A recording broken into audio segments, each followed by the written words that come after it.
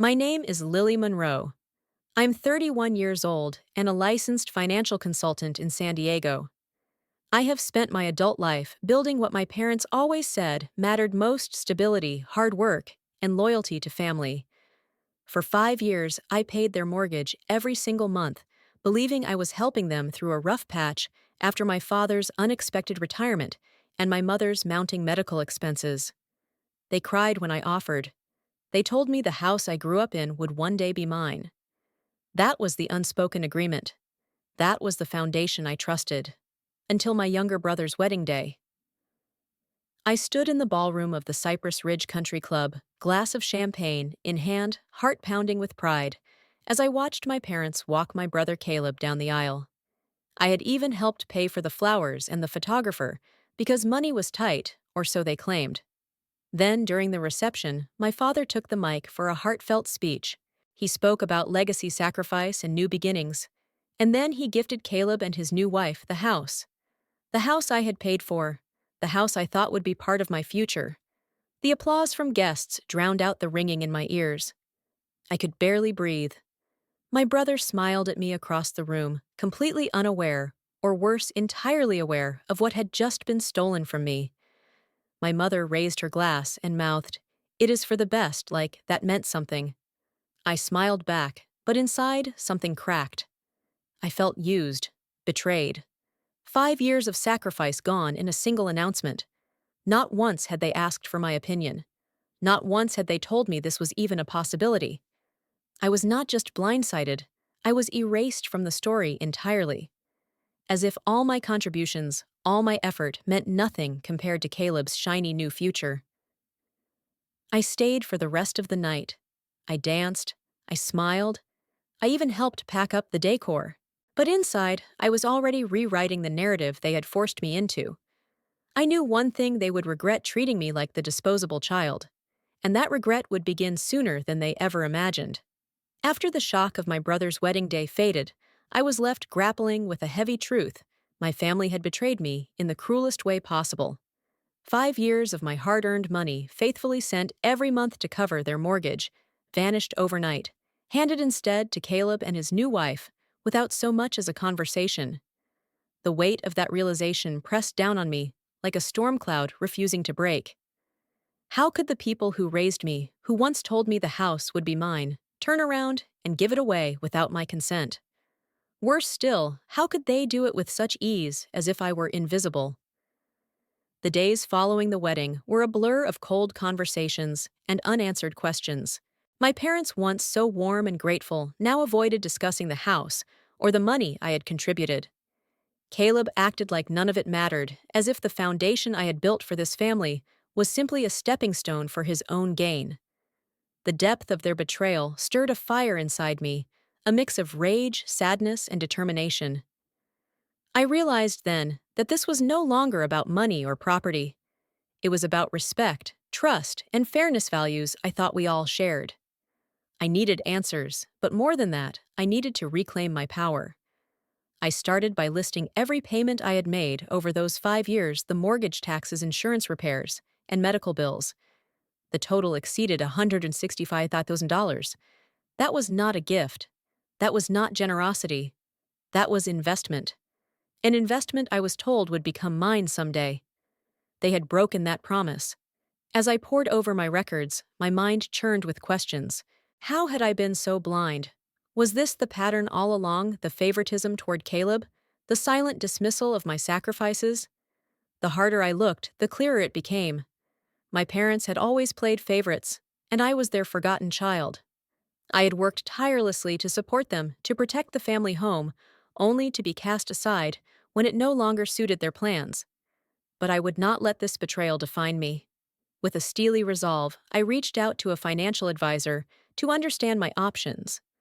The legal landscape was complex: verbal agreements and family dynamics rarely hold up well in court. Still, I refused to walk away quietly. I drafted a firm letter to my parents outlining the contributions I had made and stating clearly that I would no longer provide financial support until this matter was properly addressed. I demanded transparency, accountability, and respect. If you have ever felt taken advantage of by family, Please comment "Chaos" yes below. Your support means everything, and do not forget to subscribe for more real stories and insights like mine. Together, we build strength.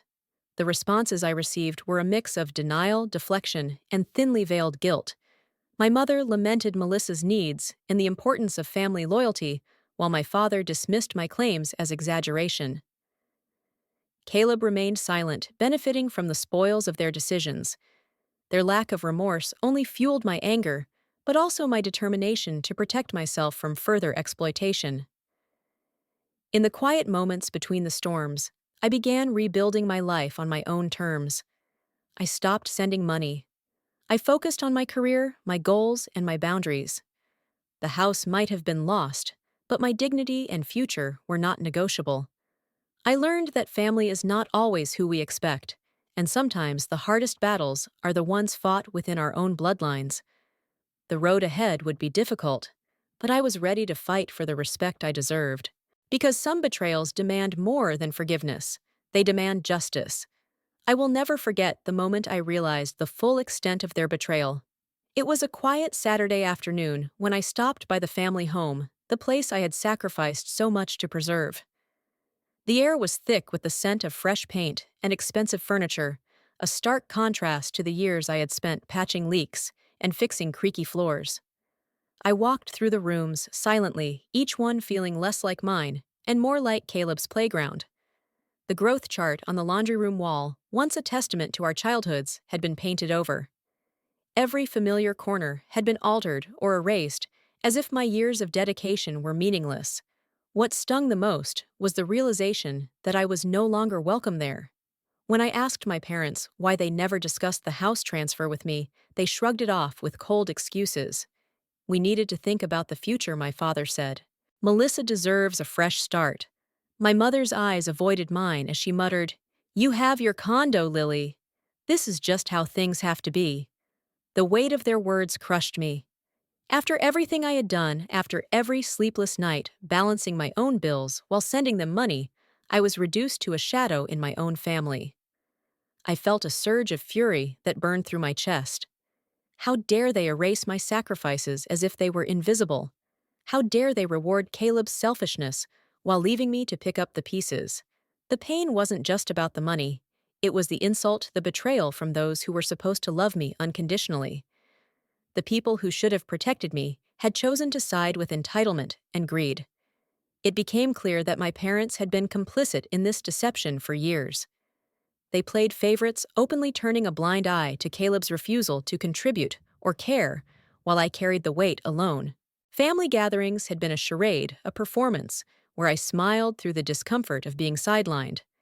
The realization was bitter. I had been enabling this broken dynamic, hoping for fairness that would never come. That day, something inside me snapped. I decided I would no longer be the family's silent victim. I started gathering evidence, not just of my financial contributions, but of the patterns of favoritism and neglect. Every bank statement, every repair bill, every late-night call to my parents to help with emergencies became part of the story I was determined to tell. I was done being ignored, done being the forgotten daughter. With clarity fueling my resolve, I confronted Caleb directly for the first time. The conversation was nothing short of explosive. He dismissed my claims as bitterness and jealousy, accusing me of trying to tear the family apart.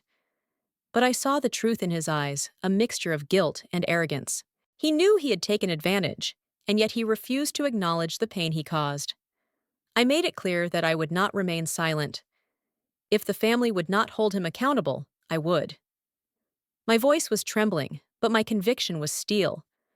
I also confronted my parents, demanding honesty and respect. They responded with defensiveness and excuses, trying to gaslight me into feeling selfish. But I refused to back down. I was no longer willing to sacrifice my well-being for their denial and manipulation. It was time to set boundaries, clear, firm lines that protected me from further betrayal. This was not just a battle for a house. It was a fight for my dignity, my worth, and my place in a family that had tried to erase me. The anger I felt was a powerful reminder that betrayal by those closest to us cuts the deepest. but it also ignited a fire of determination. I would reclaim my life on my terms, no matter how long the fight took. The pain was real, but so was my strength. The next chapter of this story was about justice healing and reclaiming what was rightfully mine. After confronting Caleb and my parents, I thought maybe, just maybe, things would start to change. But I was painfully wrong.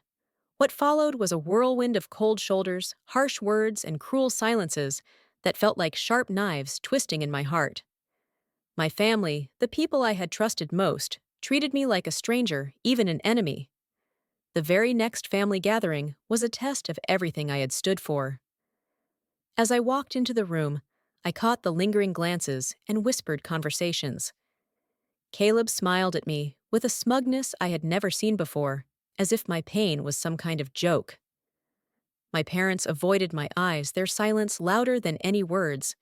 It was a scene crafted to isolate me, to make me question my own worth. Yet beneath that icy surface, my anger simmered fiercely. I refused to be broken. The betrayal was deep, but so was my resolve. For years I had sacrificed my own dreams to keep our family afloat quietly, paying mortgages, fixing leaks, handling repairs, while Caleb did nothing but show up with empty promises. And now, after everything, they gave him the house.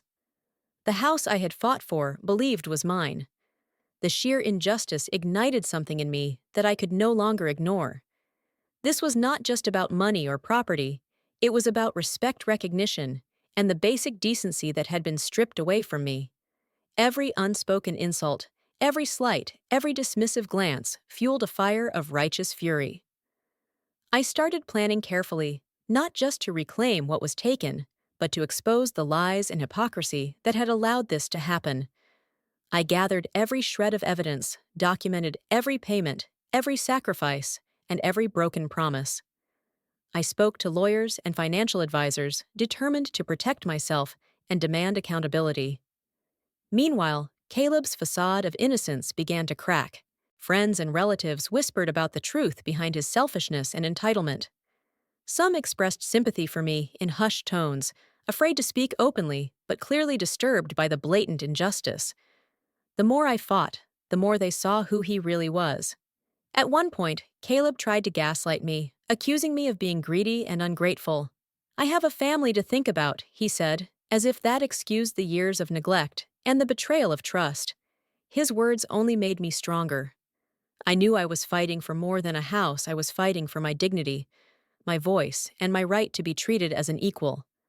My parents' reaction was even more disheartening. Instead of standing with me, they sided with Caleb, dismissing my feelings and calling my demands unreasonable. Their coldness was a punch to the gut, a heartbreaking confirmation that I was truly alone in this fight. But I would not be silenced, not anymore. I set firm boundaries. No more financial support. No more emotional labor on my part to maintain a facade of family harmony. I made it clear if they wanted me in their lives, they had to respect me and acknowledge the harm they had caused. It was a painful, lonely path, but necessary. The betrayal felt like a scar etched into my soul, but it also became the catalyst for my strength and clarity. This story is not just about loss, it is about reclaiming power in the face of betrayal and forging a future built on respect, honesty, and self-worth. The next steps would not be easy, but as the dust settled, I knew I was no longer the victim. I was ready to rise. After I set those boundaries, the true extent of their betrayal became glaringly clear. What shocked me most wasn't just the cold shoulder or the dismissive words, it was the blatant way my parents and Caleb started to plot behind my back, turning their backs on me like I was some inconvenient obstacle to their perfect little plan. While I was struggling to hold myself together, they moved forward with a plan that would crush me even further. It was during a rare visit to my parents' house that I stumbled onto their secret. I came unannounced, hoping maybe I could salvage some connection, only to find Caleb and my father in the dimly lit study reviewing legal papers, with a smirk that made my blood run cold.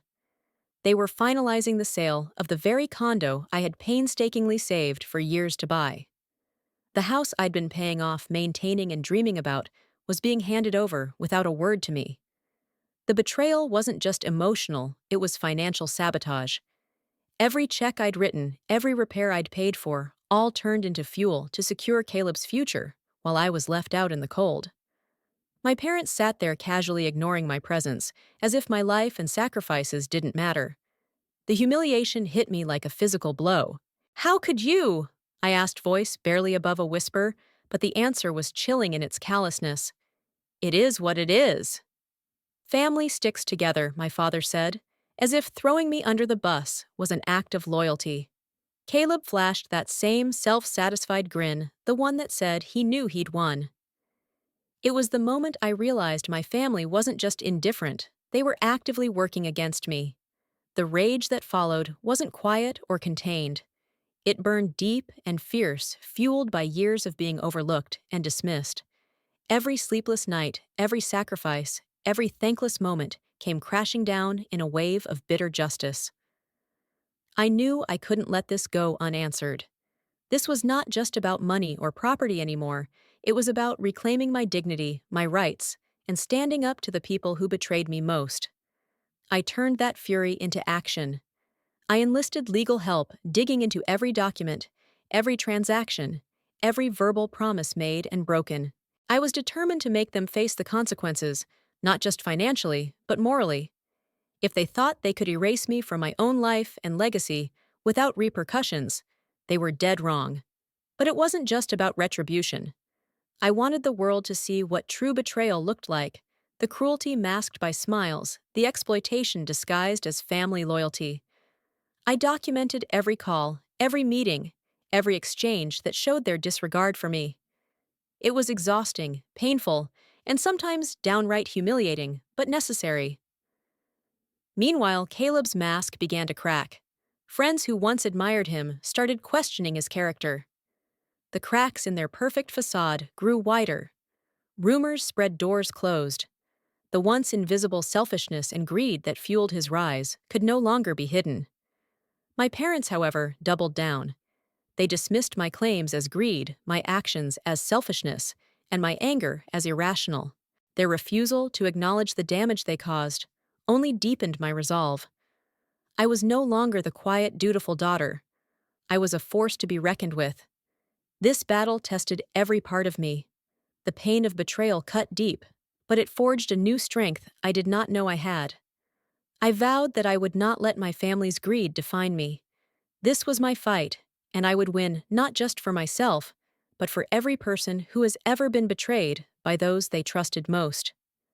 The road ahead was uncertain, but one thing was clear: I would reclaim my power no matter the cost. After launching the legal battle, I quickly realized this was not just about contracts or property. It was a fight against the deep-rooted betrayal by my own family. Their casual dismissal of my years of sacrifice became fuel for my determination. Every lawyer meeting, every phone call with my parents' attorney peeled back layers of deceit I never expected from the people who were supposed to have my back. What infuriated me most was how effortlessly they twisted the narrative. My parents painted me as greedy and ungrateful, a daughter who suddenly cared only about money and status. Caleb played the victim perfectly, his public persona flawless, while behind closed doors, he was complicit in their scheme. Their betrayal wasn't just financial, it was a calculated, cold-hearted manipulation designed to erase me from my own life story. Meanwhile, the emotional toll was crushing. I had to keep my fury in check while facing judgment from relatives and friends who sided with them, blindly accepting their polished lies.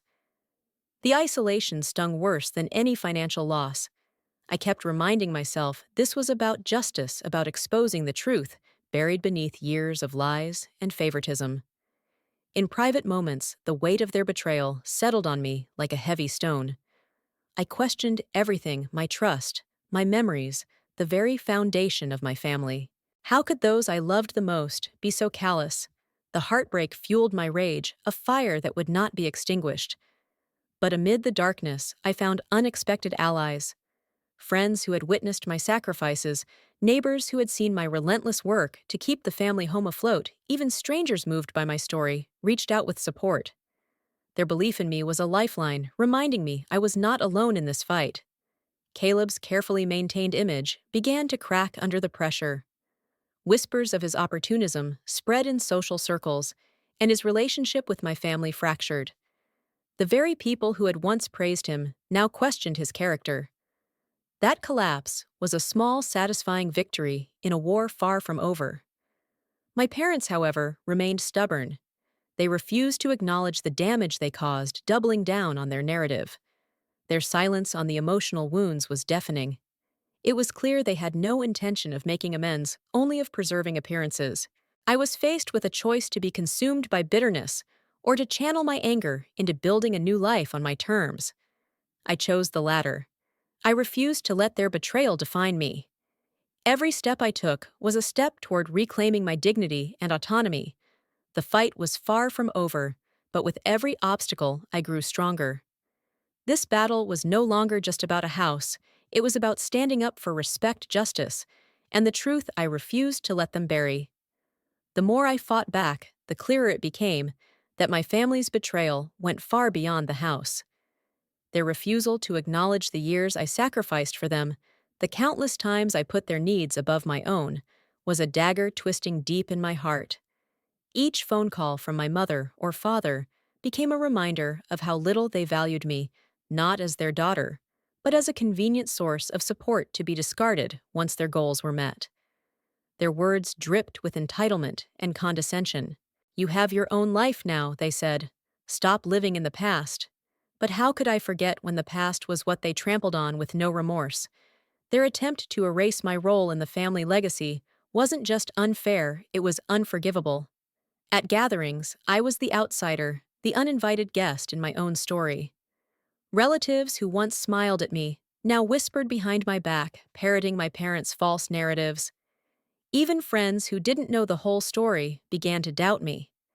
The isolation was suffocating, but instead of breaking it, steeled my resolve. I refused to let their lies define me or silence my truth. Every time I heard their venomous accusations, I held tighter to the truth of my sacrifices and the strength it took to stand up for myself. I started sharing my story openly, not just for vindication, but to expose the toxic dynamics hidden beneath the facade of family loyalty. The backlash was fierce. Calls were ignored, social media posts twisted, and family members loyal to my parents distanced themselves. But I found strength in the support of those who believed me, friends, neighbors, even strangers who resonated with my fight for justice. Meanwhile, Caleb's mask finally slipped. The man I once admired revealed himself as a liar and opportunist. The damage he inflicted was no longer hidden. His credibility crumbled, and the family I thought I knew fractured visibly around him. Their alliance was unraveling, and I was the unexpected force shaking their foundations. Yet despite the victories, the wounds remained raw. Their betrayal was a chasm I was still trying to cross. I realized forgiveness would not come easily, nor should it. Some betrayals leave scars that demand time boundaries and self-care before healing can begin. This painful journey forced me to redefine what family meant. Blood was not enough to guarantee loyalty or respect. I learned that protecting my peace sometimes meant cutting ties with those who caused harm. The road ahead was uncertain, but I was no longer afraid. I had reclaimed my voice, my worth, and my future. The fight for justice was far from over, but with every step I grew stronger and more determined to build a life where respect was earned, not demanded. After months of silence and simmering resentment, the cracks in my family's carefully constructed facade finally began to show. The truth I had fought to reveal was no longer a whisper, but a roar echoing through every conversation and gathering. My parents' refusal to acknowledge their betrayal had only deepened the divide, pushing us toward an inevitable reckoning. I watched as family members, once loyal to my parents, started questioning the stories they had been told. The facade of perfection crumbled with every whispered secret and exposed lie. The same relatives who had shunned me now hesitated, unsure where their loyalties truly lay. Their eyes no longer sparkled with blind faith, but clouded with doubt and guilt. Caleb's downfall accelerated. His arrogance, once a shield, became a target. His reckless decisions and callous treatment of me were no longer concealed beneath charm and smiles. His facade cracked, revealing the selfishness and cruelty beneath. I saw the man unravel in real time, and with every stumble, my sense of justice swelled.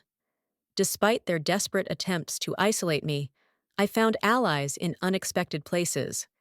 Friends who had witnessed my sacrifices rallied to my side. Strangers who had faced similar betrayals reached out with messages of support. I realized my pain was not isolated. It was part of a larger story of broken families and unspoken wounds. Yet the anger and betrayal still burned fiercely within me. The journey toward healing was far from over. Trust once shattered is not easily rebuilt. Forgiveness was not a gift I was ready to give, nor was it owed. I learned that setting firm boundaries was essential, even if it meant severing ties with those I once called family. This chapter of my life was a painful but necessary transformation. I was learning to protect myself, to demand respect, and to refuse the false narratives others tried to impose. The wounds would heal in time, but the scars were reminders of strength and survival. As I stood on the edge of this new beginning, I knew one thing for sure: I would never let anyone diminish my worth again. The aftermath of betrayal left my family fractured beyond repair. What once felt like home had become a battleground of bitterness, lies, and fractured trust. My parents' silence and refusal to make amends forced me to accept a painful truth: some wounds run too deep to be healed by time alone.